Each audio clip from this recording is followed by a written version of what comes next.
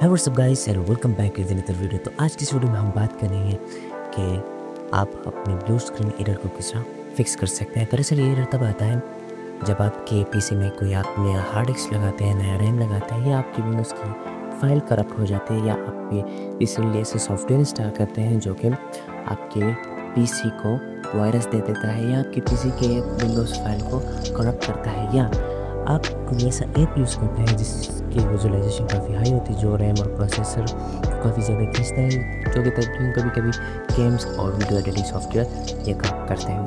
तो आज की इस वीडियो में मैं आपको बताऊंगा कि आप किस तरह इस एरर को फिक्स कर सकते हैं, वो भी बिल्कुल ईजी। सो लेट्स तो फर्स्ट ऑफ ऑल ये एरर फिक्स करने के लिए आपने आ जाना है अपने एडवांस ऑप्शन में। एडवांस ऑप्शन में आने के लिए सिर्फ दो तरीके हैं। एक ये है कि आप अपने पीसी को 3 बार स्टार्ट करें तो आप एडवांस ऑप्शन में पहुंच जाएंगे, या दूसरा तरीका ये है कि आप अपने विंडोज़ के सर्च बार में जाएं, यहाँ पे आप लिखिए सेट दिस पीसी, तो आप एडवांस ऑप्शन में आ जाएंगे। एडवांस ऑप्शन में आने के बाद आप यहाँ पे कुछ कमांड देने होते हैं, जस्ट सेम आपने ओपन करना है और वहाँ पे आपको स्क्रीन में जो कमांड दिख रहे हैं आपने ये कमांड दे देना, या आप यही कमांड में डिस्क्रिप्शन में दे दूँगा तो आपके लिए काफ़ी ज़्यादा ईजी हो जाएगा। बस आपने वहाँ से कॉपी करना है और पेस्ट करना है वहाँ पे। ये करने के बाद आपने फिर अपने पीसी को दोबारा रिस्टार्ट करके आ जाना है सेफ मोड पे, और सेफ मोड पे आने के बाद आपने जो है वो जो आपने जो सा गेम या आपने जो सा सॉफ्टवेयर इंस्टॉल किया था अपने पीसी के लिए, तो वो आपने अनइंस्टॉल कर लेना है।